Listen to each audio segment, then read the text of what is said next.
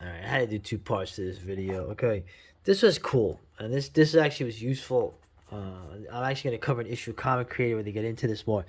Horror comics, right? The pre-code stuff. When it came back in the '60s and '70s, right? The '80s. Pacific Comics. I actually remember Pacific Comics and some of the horror stuff they did. They did was it Twisted Tales, right? I remember these, right? And I will say that the '80s horror. Okay, and I'll get into that when I look at the Stephen Bissett interview. The '80s horror. Okay, was it Fly in My Eye, Taboo, Wasteland from DC, which was kind of doing that. I think a few others. I remember Gore Shriek. I saw an issue of it. I said I'll buy it next time, and I never saw another issue of it again in Forbidden Planet in the city in the '80s. This was an interesting time. Okay, the '80s horror, right? The Clive Barker type stuff, and others. You started to get this new kind of horror, very gruesome, very gory in the '80s. Uh, Bernie Wrightston was doing a lot of work in this too. Bruce Jones was writing stuff. He wrote Jennifer, right? They made that Masters of Horror episode. But it was interesting looking at it. Stephen Bissett, um, what's his name? That author, the artist. What's his name? Not the biggest fan of him. Richard Corbin, but still, just like this was like the '80s horror, man. This kind of visually really gruesome, kind of edgy stuff was definitely something that I was hooked into when I was 14, 15. The more grim, the more crazy, the more weird and surreal, the more I like it. In terms of horror comic, I will still say it again. The early Hellblazer was by what's his name? Jamie Delano wrote it. The early Hellblazer, man, that was a really good horror comic. I'll just say. But anyway, okay, YouTube. Yeah. Will I ever get into this? My whole goal is to get into Rue Morgue and then have somebody realize that this guy is making fun of us. uh, this actually looks interesting. All right, we found something. All right, this looks interesting. More found footage stuff. Uh, the found footage thing is always great. Blair Witch was not an underrated film.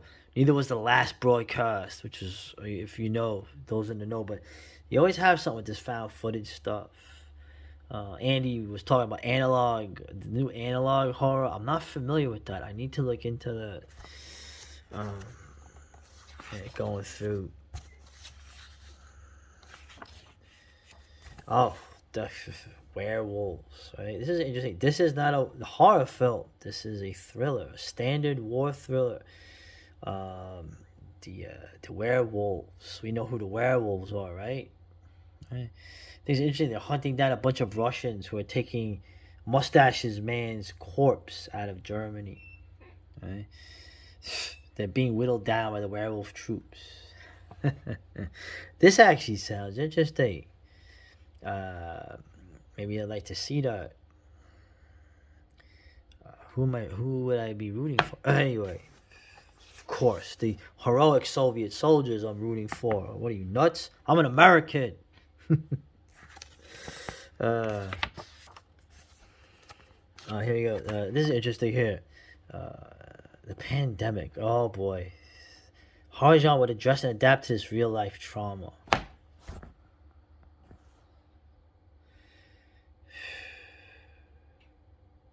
The worst of the lockdown period.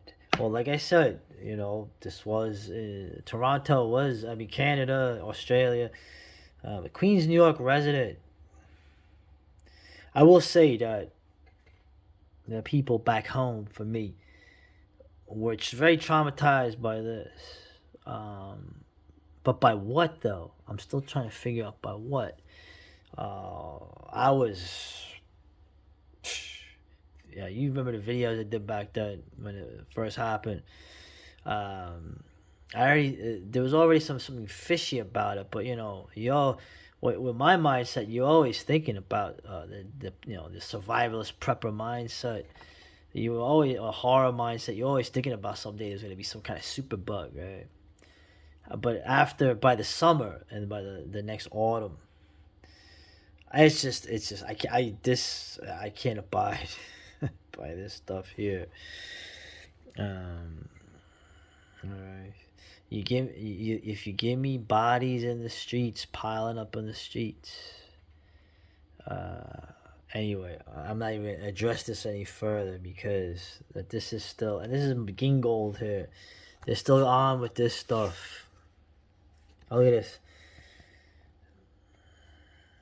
It's tapping into emotions we all felt during that period.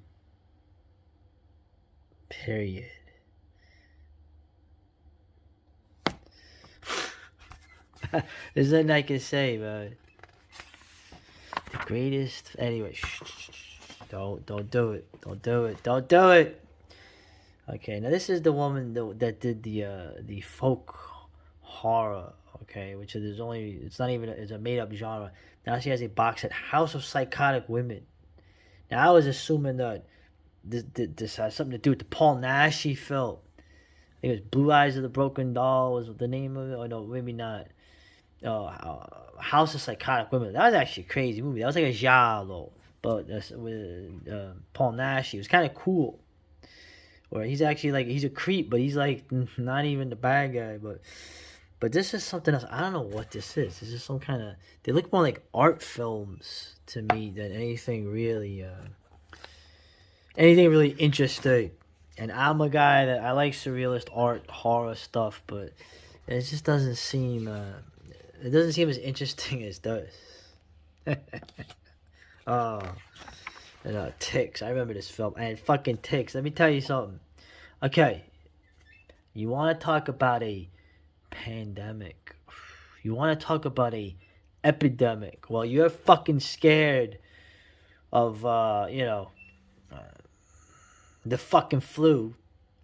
There is a real epidemic and pandemic, whatever the fucking you want to call it. There is an epidemic of Lyme disease going around. I think I might have had Lyme disease more than once when I look back on periods of my life. I've definitely had enough ticks on me. Family members, people I know. This is a real epidemic. Lyme disease. Okay, people are catching ticks on them just walking by a damn parking lot. But you never see this mentioned. So, anyway, all right, we're here again. The psychotic women continue. Okay. Actually, the author here, she was forced into a stopover at a psych ward. What the hell is this about? I don't know. Very, uh, very strange. We got this. What is this? The horror films and otherness. This term, the other, right? Adam Lowenstein, Columbia University. The social difference. Okay. It's always funny, right?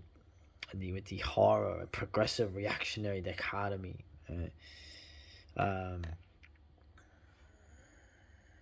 Interesting. George Romero's Martin, the trauma of economic otherness. I always think it's funny, right? In horror, the other, right? Well, who is the other? Who is always the other in a lot of these horror films? Well, who is the other? It's not the person living in the cosmopolitan city. The rural man, the redneck, is almost entirely a monster, a villain, a feared denizen of the areas outside of the comfortable cities where nothing bad ever happens. Right? That's like the biggest other. That's been the other in horror films for almost 50 something years or more. I think it's very interesting. Otherness, the other. Okay, we're the others, aren't we? Okay? And that was a good movie, The Others. That was one of my girlfriend's favorite movies, by the way.